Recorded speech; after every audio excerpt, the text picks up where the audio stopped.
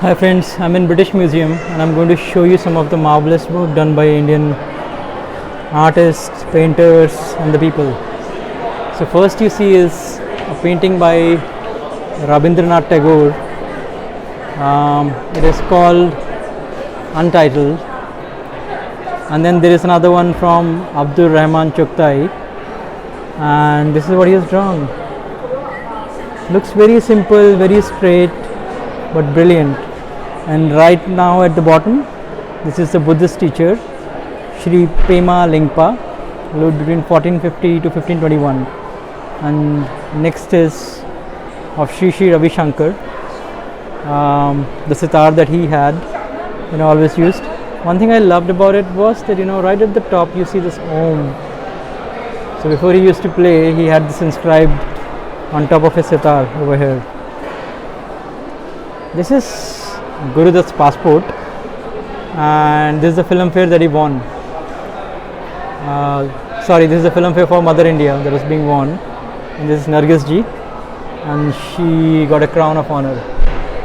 So this is what it talks about, the Guru Dutt's password, Mother India Academy, and the Filmfare award that was given to Bimal Roy. And then there is Noor Inayat Khan and Satyajit. So some of the very prominent people that you find them over here. Princess Sophia, and as we move ahead, this is the poster of Mother India that you can see through, and a painting about independence and Gandhiji. This is a gold-plated Subhash Chandra Bose paint, and this is a Bangladesh.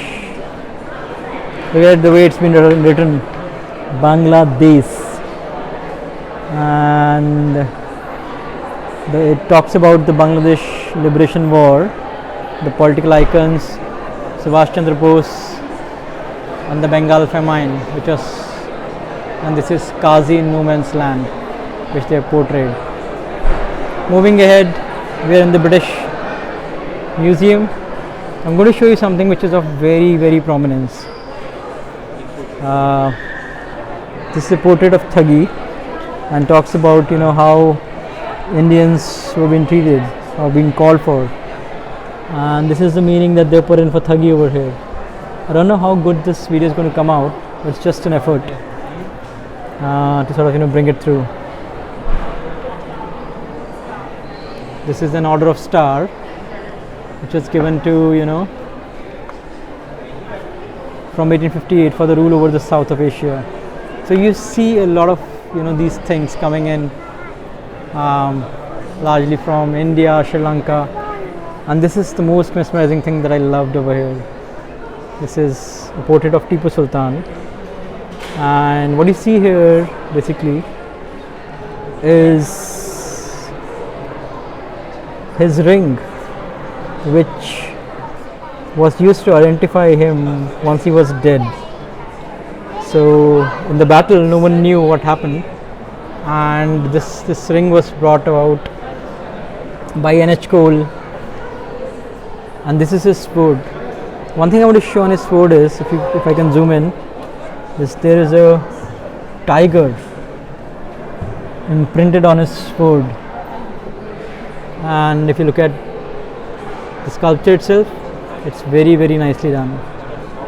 This is all about the collections with respect to Tipu Sultan and the British Army in India.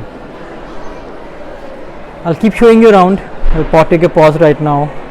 Before I take a pause, this is from one of the books from Bengal, and some painting which started coming in 1850 onwards. These are the photographs taken by Lala Deen Dayal, who started his career in 1870 onwards. These are all colonial photographs, and you very easily see the imprints of them coming in over here. Thank you. So this is a silverware that you see, which portrays different pictures of Ramayana, different scenes of Ramayana coming through, and you can basically see different events that have happened in the Ramayana's life. I might not be able to explain all of these. Let me just try to put them through for you to make of it, what you make of it. But it's so beautifully done that it's a unique piece. I mean, that's the reason why it is here in the British Museum. I hope you like it. The below portrait is of shield of Maharaja Ranjit Singh Ji, who ruled 1801 to 1839 and founder of the Sikh kingdom, and his son. They are accompanied by two Akali on horsebacks,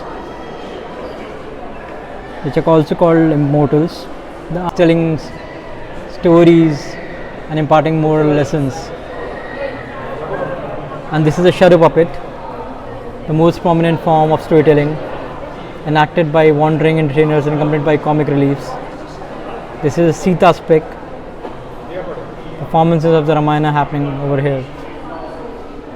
What I'm going to show you right now is a column from Pandavas. When they, this is what's been written over here, so I'm just reading it through from there. Okay. So you all would have heard about the gold coins that reign in India, and each one of these talk about different emperors who reigned in India at that particular moment of time. Some had horses, some had weighing scale, some had scorpions. All these are written in gold.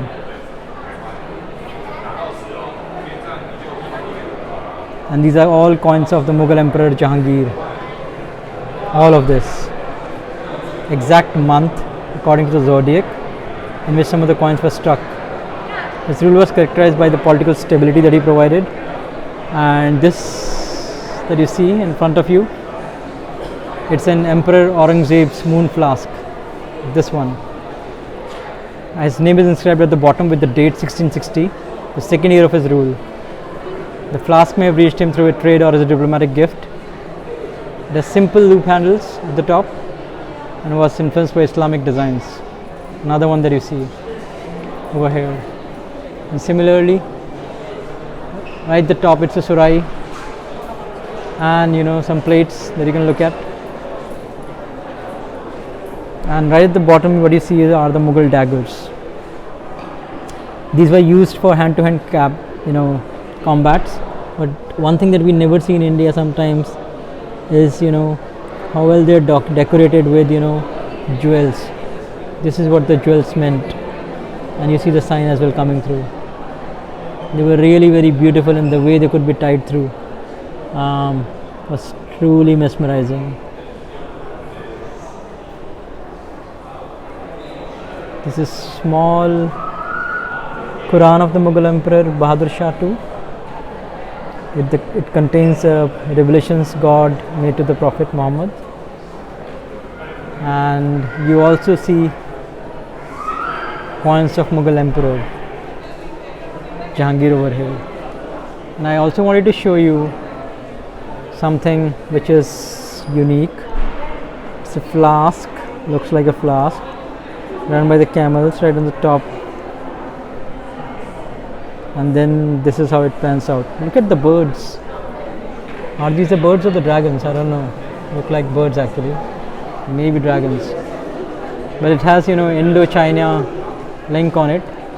And this is presented by Colonel Franklin. It's an ayat, I believe. It's an inscription from God.